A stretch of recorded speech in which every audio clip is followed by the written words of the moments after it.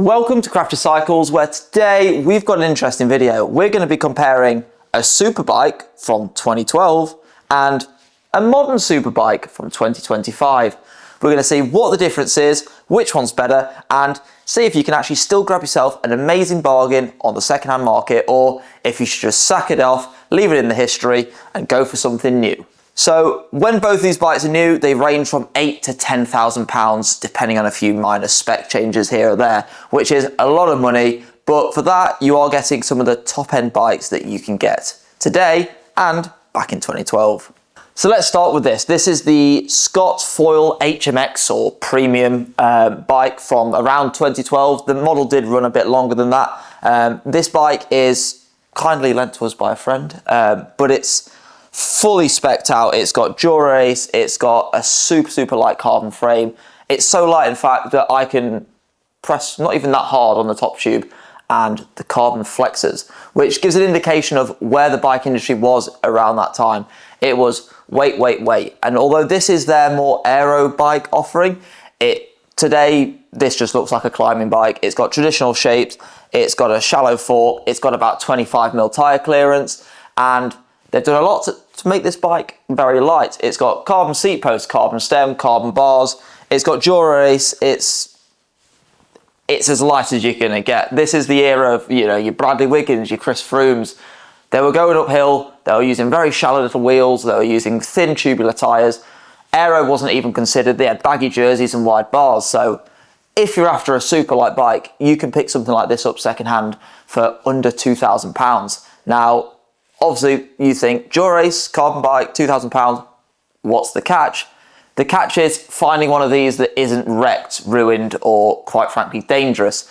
The carbon on these is super thin, as you can expect, so a lot of them have either been crash damage, things like that, and even things like the dropouts, over time they wear out, so you just got to be careful when you're picking up something like this. However, I'm a keen hill climber, and I love seeing like a super light bike from a few years ago, brought back to life with maybe a few modern components, things like that, and then given a new lease of life, because truly they are amazing, and it's a time where cycling massively changed, massively evolved. We've got like the first good electric gears coming out, and yeah, just really nice to see. So another thing to bear in mind is this bike does have some slightly more modern rim brake wheels.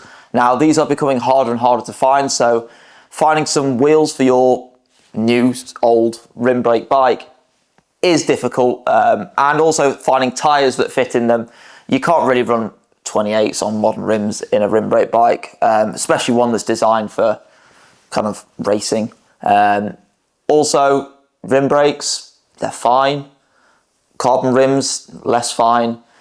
In a group ride on a wet day, carbon rims, rim brakes, really not fine. So just bear in mind when you're buying a carbon bike from this era, it's gonna have rim brakes. Just, maybe save it for the nice days. Another thing is this bike is really light, and let's have a look to see how light it is. Now, bear in mind this bike's had a few new bits over the years. It's not on a super light carbon saddle. It's now on a 105 cassette and chain. We'll see how it performs, even with those downgrades. Right, here we go.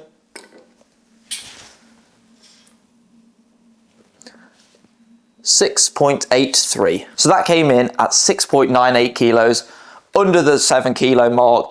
It's not a small bike, it's not got the fanciest wheels on, so chuck a set of like tubular wheels to relive your 2012 Tour de France memories. This bike's gonna be well under the UCI limit. Now, the year is 2025, aerodynamics have entered the chat, people are riding narrow bars, people are wearing silly helmets, and wearing questionable cycling kit. This is what we have on offer. It's the brand new TIME Scylon aero and lightweight bike. You can see compared to the previous bike, the tube shapes have increased massively. Everything's chunkier, everything's stiffer, and another big thing is we have disc brakes. Finally, we've listened to the mountain bikers, we've got something that actually stops you. You're not gonna go into the back of that car that stopped about 30 seconds ago, so you're gonna have something a bit more reliable, a bit more usable. On this bike, we've also got things like 32mm tyre clearance, we've got chunky tyres, we've got tubeless tyres, and aerodynamic bars with a nice, fancy wireless electronic group set. So although it's still electronic, we're now wireless, which I guess is good. And no one can hack it. You're not going to get hacked with your gears, so don't worry, wireless is fine. So now this isn't an out and out climbing bike, so it's not designed purely for that lightweight feel.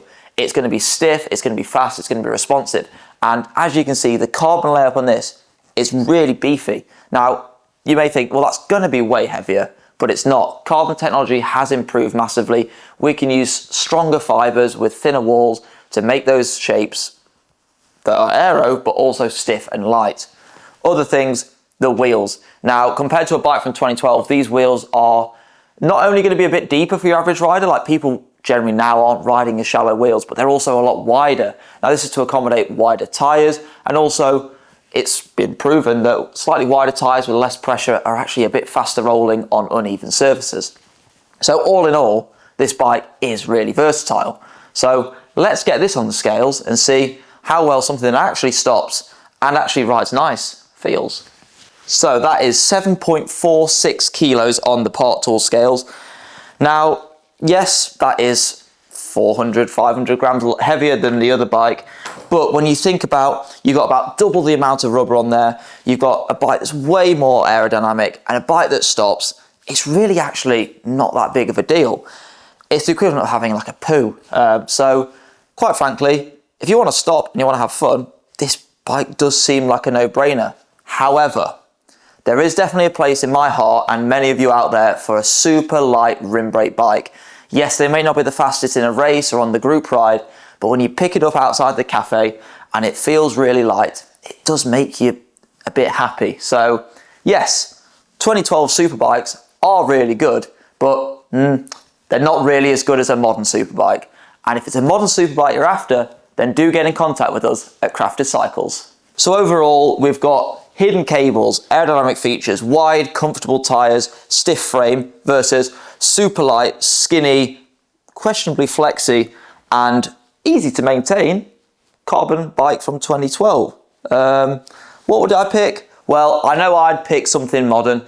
I've been there with the rim brakes and I do have a rim brake bike that I do love to ride, but with the crap weather we get, with riding in a group and the potholes and the bad drivers, I do just like a good disc brake, and I do think disc brakes have gone on so far from when they came out that they're now reliable, they're now easy to service, and they work really well. And with the disc brakes, you can run wider tyres, which is a game changer. I wasn't sold. I was like, oh, I like my 25mm tyres, but wide tyres are great. The mountain bikers had something right, so I'll give it that to them. So yeah. Now, obviously, this bike is currently very expensive, and this bike currently you could pick up quite cheap. So if it's between something like this and an entry-level kind of carbon disc brake bike, then maybe this has a few more selling points with it being light, especially if you're just getting into cycling. The lightweight bike is going to be a lot better than an entry-level heavy bike. However, it all depends on where you ride, how you ride, and who you ride with. If you're out in Spain on the smooth roads and you're riding on your own all the time, then heck, go for that. Go for that super light rim brake carbon wheeled bike. But if you're in the UK, you're commuting to work and things like that, sacrifice that bit of weight. Modern technology is here and it is good. But yeah, it's a decision that only you can make. But if you need help making it, do get in contact with us at Crafted Cycles.